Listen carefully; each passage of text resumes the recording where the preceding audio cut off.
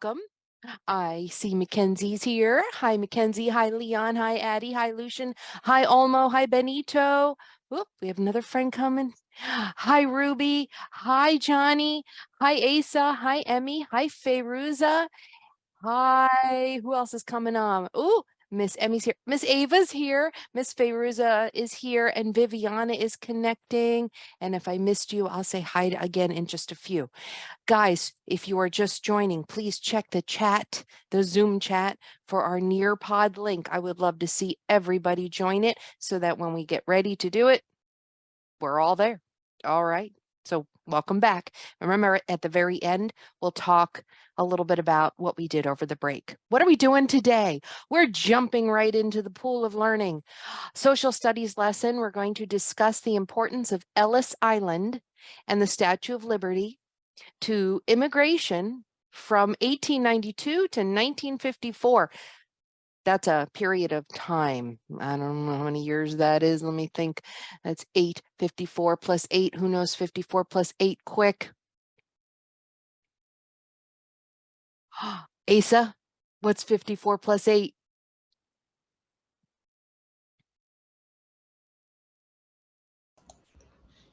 $64 Let's see. and 54. 62. Yes, very good. You remember to subtract the last two. Very nice.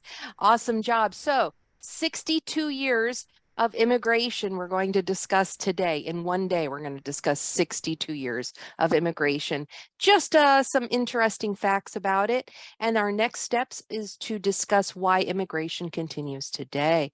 So the first question I have for you is, how much do you already know about Ellis Island and immigration? A, I know a lot and can explain. B, a little more, I need a little more practice, maybe understanding immigration, what Ellis Island is. Or C, help. I need instruction and lots of support. Please help me. Let's see how you guys answered. Ooh, honesty. Yep, loving that. Thank you. And if you marked A, you might have already done some of the lessons in the curriculum. You might already know a lot about it. All right, good work, guys. All right. Cruz, I don't see the Nearpod. All I just see is just a screen. Oops, you're right. You're right. When you're right, you're right. Hold tight. Hold tight. Let me go ahead and do that. Thank you. Thank you. You are my hero today. Can you see it? Can you see it now? Yep. Thank you. Thank you, Leon. You rock. And everyone else who noticed. All right. So let's check our answers. And yes, we're ready to go. We know some about Ellis Island. Maybe we need to learn a little bit more. Like I said, we're going to learn some interesting facts. Guess what? That's my grandma. That's my grandma. Yes, this is my family from Italy. A long time ago. Gosh. 1911, I believe, which is right in that period of time that we talked about, right in the middle of it. My family actually came over on a ship from Italy. They went through Ellis Island. They went through all the steps and processes. They were nervous. They were scared. They didn't have a lot of money. And this is my grandma when she had first arrived. And she has a tiny little passport here. And this was the rest of a couple more family members, not all of them, but some of them, our brother and sister-in-law, and a couple of my aunts and uncles. Isn't that neat? So every time I see an old picture, I look for her. I'm like, ooh, I wonder if they have a picture of her coming off of one of the boats. Let's learn about exactly what Ellis Island was. And we may not watch the whole video. It is over 4 minutes long, so I might kind of jump through it a little bit. I hope you don't mind. If you go back to do your Nearpod again on your own, you can watch the whole thing, okay?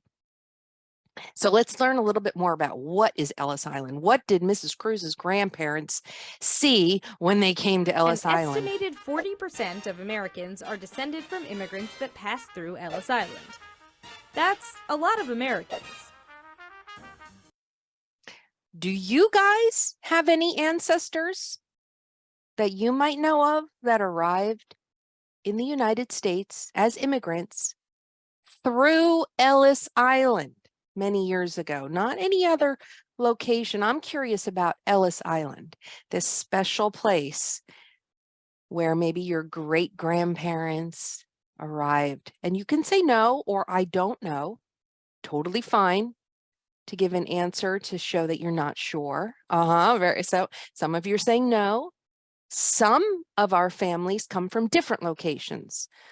Some parts of our family were here originally or came before Ellis Island was even created. And this is a good opportunity for you to talk to your family about it and ask a little bit more about your ancestry and how your family arrived here. Awesome. Thank you for sharing. Good to talk about. The first Ellis Island immigration station opened on January 1st, 1892 in New York Harbor to manage the increasing number of migrants coming to America.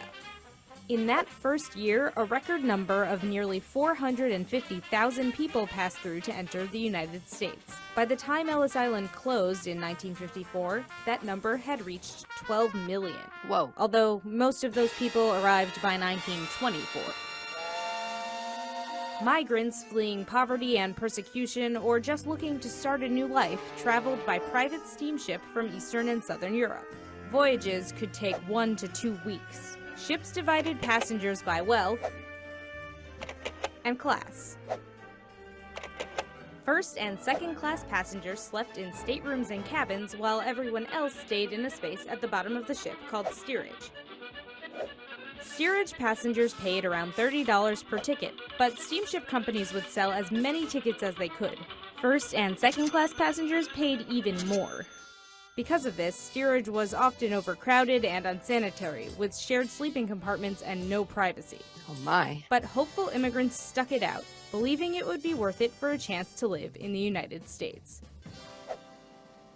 When ships finally arrived in New York Harbor, health There it officers is. boarded and looked for signs of disease before anyone was allowed to disembark.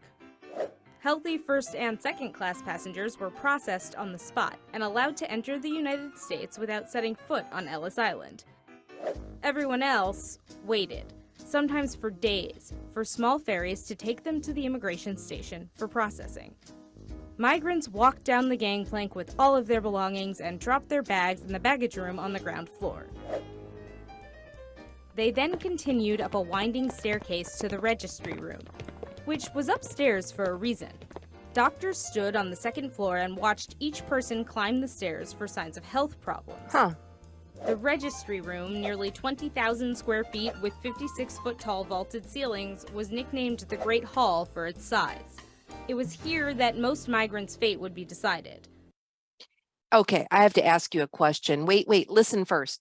How would someone feel if you were waiting and then you to hear, like, to have someone decide if you were allowed to even enter the country? In other words, how would you feel if you traveled 2 or 3 weeks on a crowded ship over thousands of miles with your last few dollars and then were waiting to see if they would even let you in or send you back to your country? Just type in one word. How would you feel standing in that long line or walking up those stairs? Sad? You might feel sad.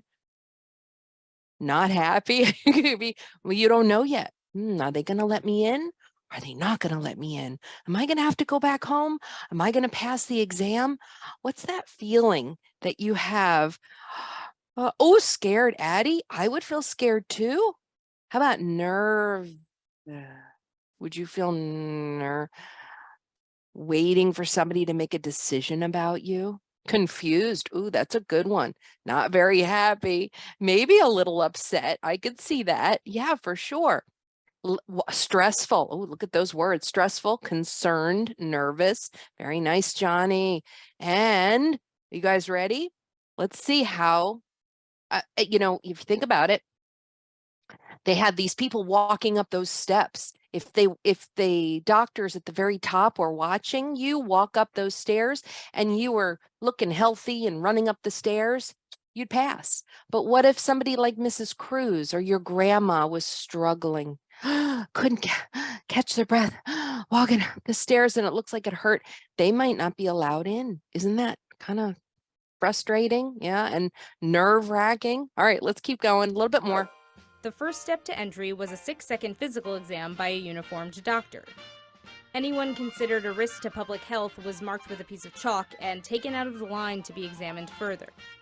Marks were given for everything from signs of mental illness to trachoma, a contagious eye infection that could eventually blind up to 3/4 of those infected. Yikes.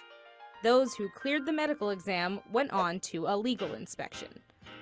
Passengers were checked against a manifest from the ship they arrived on and asked 29 identifying questions, often with the help of an interpreter.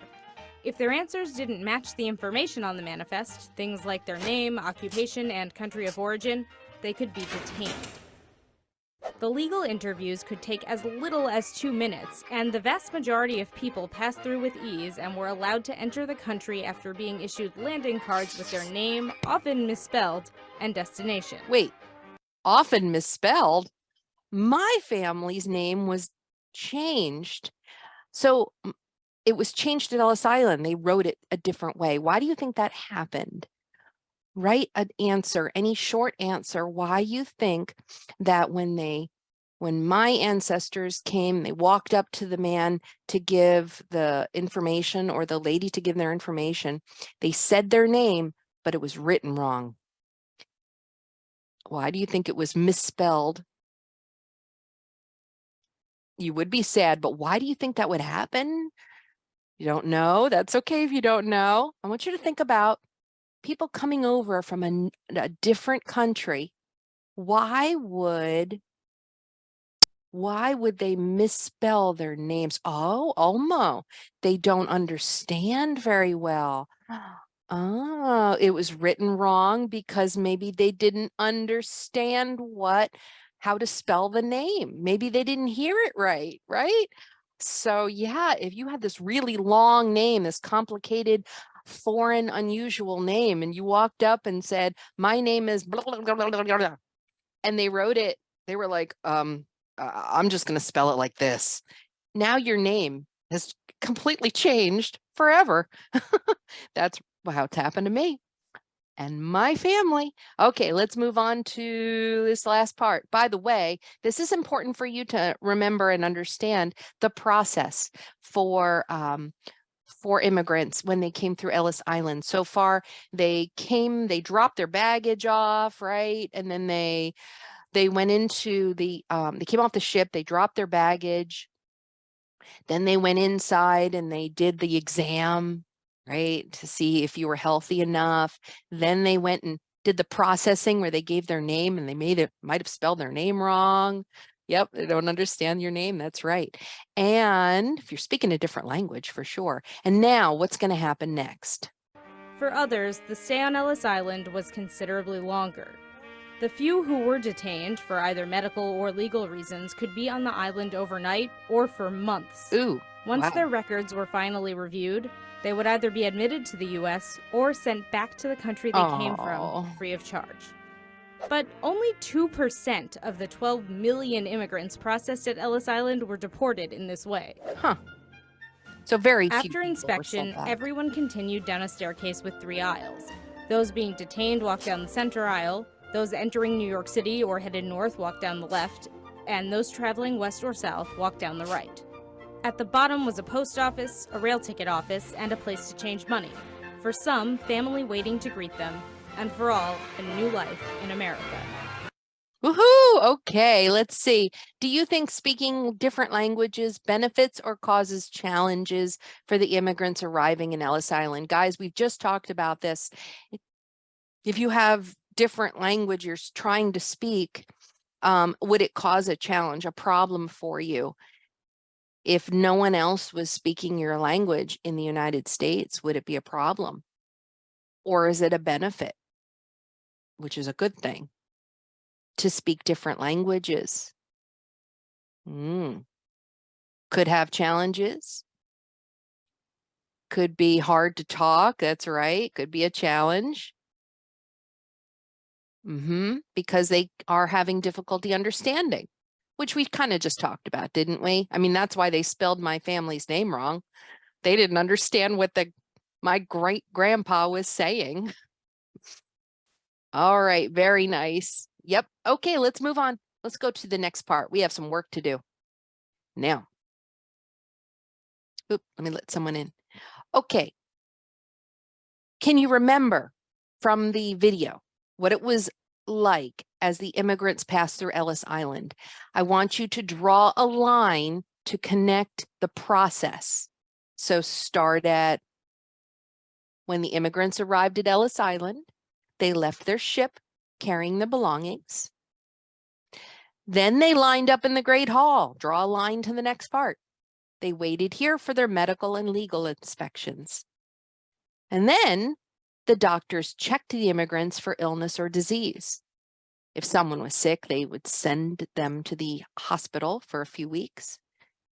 And then immigration inspectors would meet with each passenger, and here's where they recorded their names. Sometimes they would change their people's names because they couldn't understand the language. And finally, if the inspections went well, the passengers could, woohoo, leave the island and enter the United States. They took the ferry boat to arrive in New York City, and they were ready to start their new lives. And yes, did you notice they're numbered? Makes it easier to understand the process. All of the things that they needed to accomplish before they were admitted or permitted to be in the United States. So it's important because this is going to be on your quizzes and such. So I'm just scanning your answers and just connect, take your little crayon-y tool. Okay, and then just connect 1, 2, and then went to 3. Oh, almost did you go? Let's see, 1, 2, 5 or 1, 2, 3. Double check that one for me. Okay, let's see. Yep. Oh, that's nice. I like that, Fayruza. Very good. You are showing the process in order how they arrived and what happened to them once they got to this special island. And this island was important. It had to process so they understood who was coming into the country, why, what was their purpose for coming, why are you coming here, what's going on, what are you going to do, and whether they were well enough. Okay, they had to process all the papers and their inspections. Okay, beautiful, beautiful. More work, more work. So there's this story about immigration, okay, and I'm going to read you a cute little story so it gives you a little more insight or information about it. So sit back, relax. I'm going to read you a story. Here we go. Listen carefully. There'll be questions at the end. No one in my family knew much about Aloy Hanusek, my great-grandfather. This is not about me. This is someone else. We knew that he immigrated to the United States in the 1890s. We also knew that he came from or near a town in the Czech Republic called Kutna Hora. My family once went to Kutna Hora in search of information. We came home empty-handed. So far, we had very little information to go on. Both my grandparents on that side of the family have passed away. My father, who was an only child, never knew his grandfather. My sister, Rebecca, and I were determined to fill in the blank space on our family tree. So we set out to Ellis Island in New York City. Most immigrants arrived there from 1892 to 1954. That's 62 years of history. We hoped that they would have the records we needed to learn more about our family's history. To get there, we took a ferry from Battery Park on the southern tip of Manhattan. The ferry sailed past the impressive Statue of Liberty. I imagined how my great-grandfather must have felt when he saw the majestic lady with the golden torch. Minutes later, we arrived at Ellis Island. I walked in the doors and you could feel the history. The museum had photographs of immigrants everywhere. Some looked weary from their long voyage. Others looked excited and still others looked sad. As we walked around the building, you could see all the things that people brought with them. There was colorful clothing from every part of the world. There were also religious items and family treasures, such as musical instruments. I imagined that these things made it easier to be a stranger in a strange new land. Millions of immigrants were processed at Ellis Island. They were given medical exams and reading tests. Reading tests? Hey, like you guys. They were asked countless personal questions, including, who paid for your voyage? How much money do you have in your possession? Do you have more than one wife? What? Not everyone got in. Those who were too unhealthy were sent back. Some families were split up and had to say goodbye to each other in tears. I'm coming, Ava. Almost done. Eventually, my sister and I arrived at the research center. We sat down at a computer and began searching the records of ship after ship, looking for our great-grandfather. At first, we found nothing. Then my sister had an idea. She began doing searches on names like Janosek, Lanosek, and Kanosek.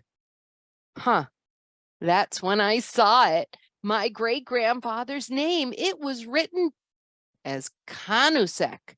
It had been spelled incorrectly at Ellis Island. After viewing the ship's records, I could see how the mistake was made. If you look closely, you can kind of see that maybe the name looked a little like they couldn't really see if the C or the L, they couldn't understand it. All right, so here's some of the information they got from the document, and I'm coming to Ava. Here are some of, Alloy was 31 and single when he arrived. On April 2nd, 1898, he was on a ship named the H.H. Kyer. He was a farmer. He had $6. That's all he had on him. He was coming to live with his sisters. He was from Servin Pesky, a town just outside of Kutnohora, and my sisters and I were thrilled. It looks like we will be making another trip to the Czech Republic. Awesome. Okay, Ava, what were you going to say? I was gonna say, in the story, do you know when you said you can have more than one wife? You can actually, because my cousin Christopher, he has more than one mom. He has two, and then he has a dad. That's so awesome. And I guess that's why they needed to ask, right? They need to find out that information, like who's living where, how many people in the house. They definitely needed to know that information. So here in this chart, we're not going to spend any time on this. Don't even need to fill it out, but these are the details from the text. So when you do this on your own, I want you to think back to the key details from the text, and you are allowed to fill that out. But first, let's talk about cause and effect. Okay, let's talk about some questions from the text. What is the children's purpose? Why did they go to Ellis Island? Do you think it was A, to learn about all the immigrants that arrived there, or B, to find information about their great-grandfather, or C, to observe photographs of different immigrants in the building, or C, just to see the Statue of Liberty and to sail past it? Why do you think the children went to Ellis Island? Let's see.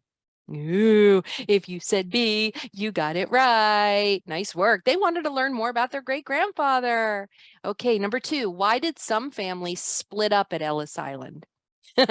A, they were sick of each other. B, they would make more money separately. C, not everyone was allowed to enter the United States. Or D, they had too little money. What do you remember from the story? Why do you think some families split up at Ellis Island? If you said C, you know, they didn't let everybody in. Some people ended up having to go back. Yep, so that's how they got split up.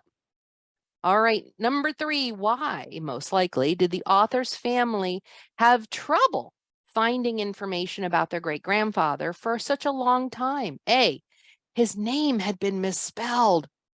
B, his name was difficult to say or pronounce. C, his entry was never recorded. They didn't write anything down at Ellis Island. D, he was single when he arrived. What do you think? Why could they? Wait, I see some different answers. Think back.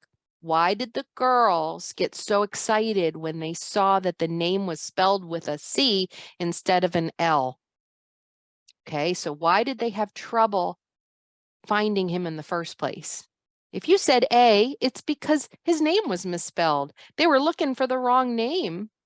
They had changed it in Ellis Island to a C instead of an L. I guess they couldn't read it. What was the author's purpose in including the photograph of the records?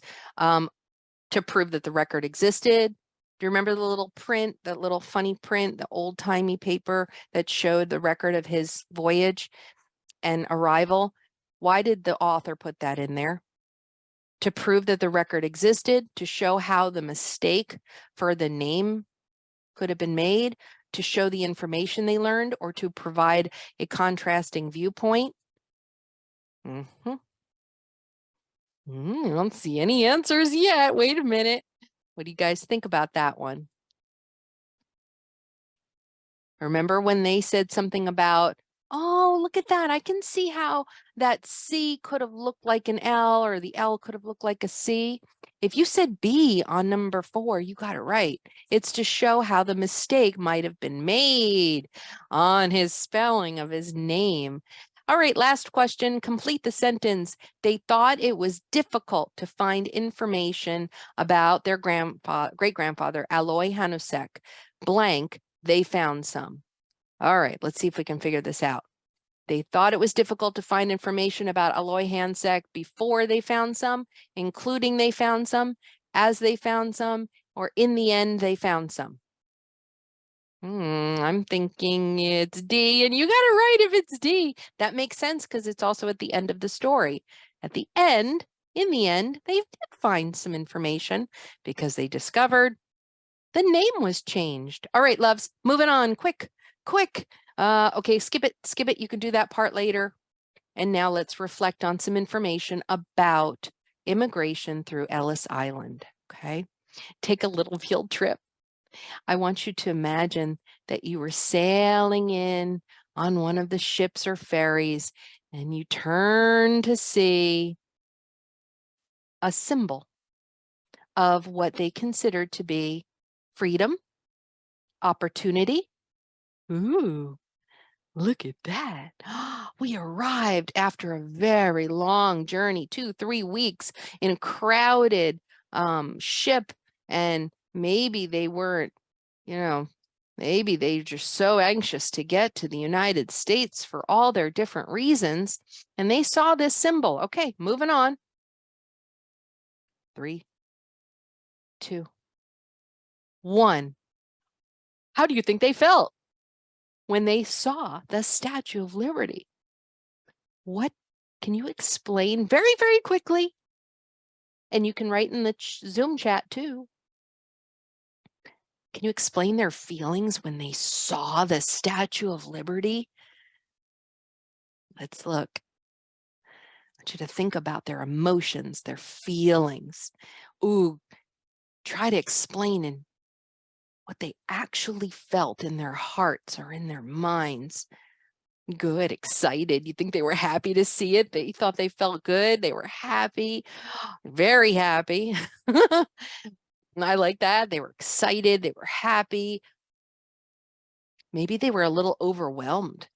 Do you think any of them cried? Maybe tears of joy? Very happy, excited. Ooh, they can start their new lives. Maybe they had escaped war. Maybe they escaped poverty. Maybe they were trying to just start a new life. And maybe they were meeting up with some old relatives they hadn't seen in years. Yeah. Oh, I love it. Good work, guys. I agree. All right. Finishing up. We are only 2 more slides.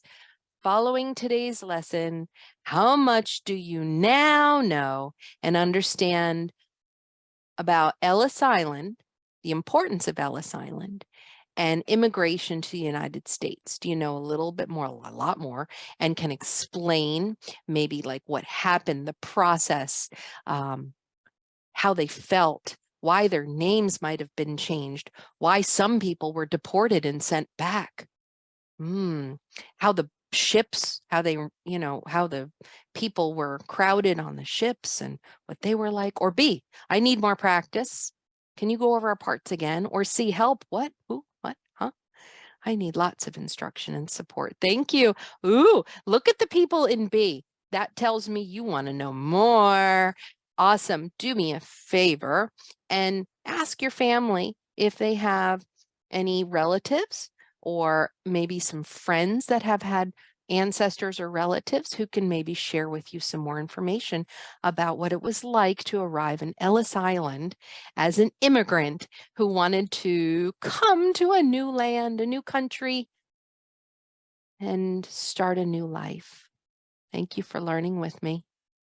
We are all done for the day. It was great to see you, but don't leave me yet.